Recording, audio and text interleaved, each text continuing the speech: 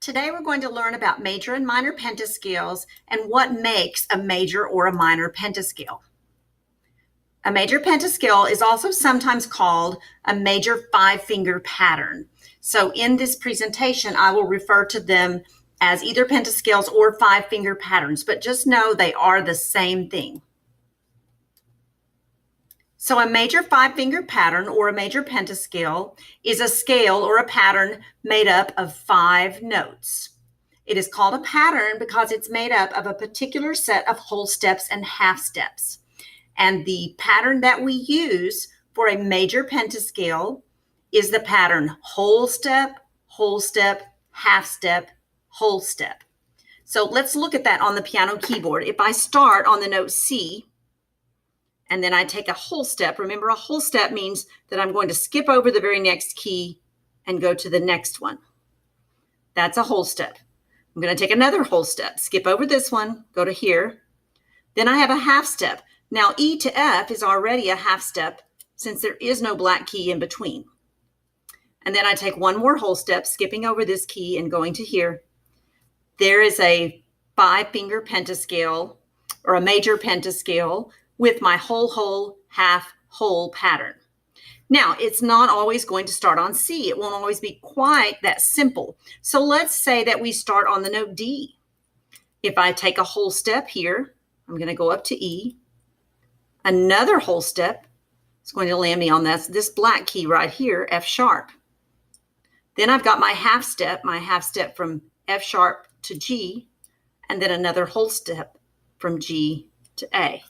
So there I have my D major pentascale. So we can actually start a pentascale on any key on the keyboard, and then using the pattern whole step, half step, whole step, we can build a pentascale. So let's talk about how to spell a five-finger pattern. Well, really, it's very, very simple. Whatever the name of the note is that I'm starting on, regardless of any flats or sharps it may have, I'm going to start with that letter name. And then I'm going to name the next 4 letters of the music alphabet going up. So for instance, if I start on B, I'm going to simply name the next 4 notes, B, C, D, E, and F. Those are going to be the 5 letter names that I will use in my scale. The next thing I'm going to do is add a sharp or a flat to the keynote if needed. So to spell a B flat five-finger pattern, I'm going to add a flat to that very first note, B flat. And so I'm going to go ahead and put my little marker here on B flat. Now, then I'm going to think of the whole step, half step pattern and add sharps or flats, but never both in the same scale. So I'm going to take my whole step here from B flat, skip over this note to right here. That's going to be C. Then C, skip over this key to here. That will be D. Now it's time for my half step. D to here, that will be E flat. And then from here, skip over a key to here, that will be F. So now I've got my B flat major pentascale, and the notes are B flat, C, D, E flat, and F. Now, why can't I call this D sharp? Well, let's think about it. First of all, if I'm naming letter names, 5 letter names in a row, then I have to have B, C, D, E, and F. If I called this D sharp, which technically it is a D sharp, but it's also an E flat, then I would have B flat, C, D, D sharp, F. So I would have 2 letter name Ds and no letter name E, and that wouldn't work. The other reason that I can't call this D sharp is because I've already started on B flat. And since I've started with flats, I've got to stick with flats the whole way through. So now let's talk about a major triad. What is a major triad? We're going to talk about a specific kind of major triad that's called a 1 chord. So if I start on the very first key of my major pentascale, then I can build what's called a major triad off of that key. And it's very simple to do that. If I start on that first note, I just play the first note, the third note, and the 5th note of the scale. When I play those together, that makes a major triad. And if it is the very first note of the scale here, that is going to be what we call a Roman numeral 1 chord. It's also sometimes called a tonic chord. It's called a one chord because it's built on the very first note of the five-finger pattern. So that's why we call it a one chord.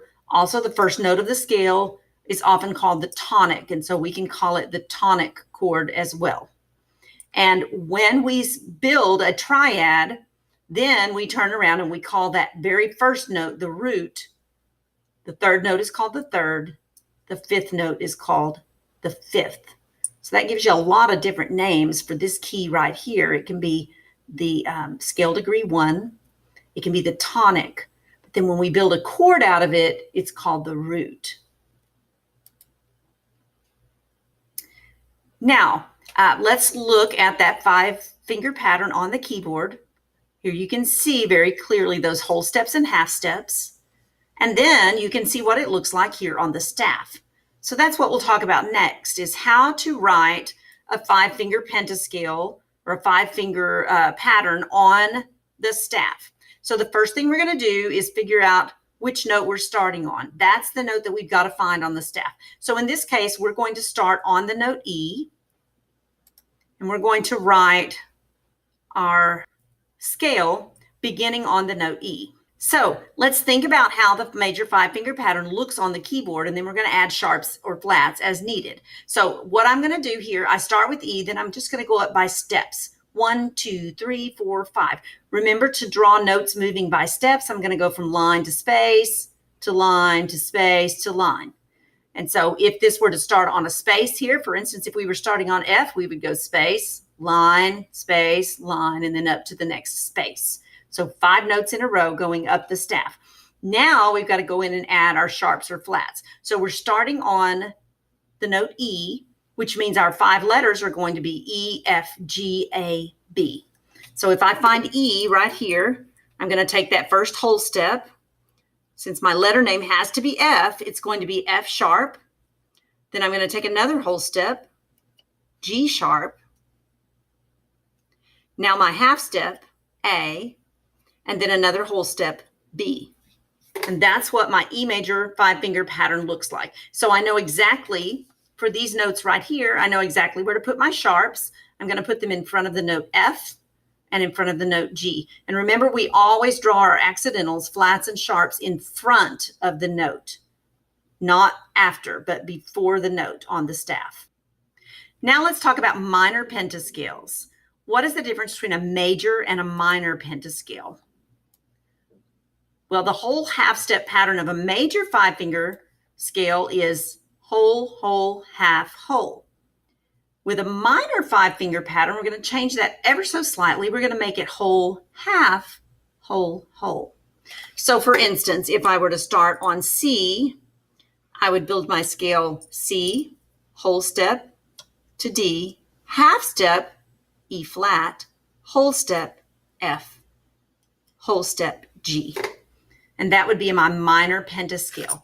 Now, there's an even easier way to think of this. If you just start with the major pentascale and then move the third note down a half step, voila, you've got a minor pentascale right there. And that will work anywhere. So, for instance, let's go back to that B flat major that we had. This is my major pentascale. If I want to make this into a minor pentascale, I'm going to take the third note, move it down a half step, and there you go. There's my B flat minor. So the difference between a major and a minor five-finger pattern is only one note, and it's the third note. So the easiest way to figure out a minor five-finger pattern or a minor pentascale is simply to find your major pattern, find your major scale, and then lower that third note of the scale one half step to make a minor five-finger pattern. In the same way, if I want to build a minor triad, here would be my major triad. I just lower that middle note, and there's my C minor triad. And that is how major and minor pentascales work.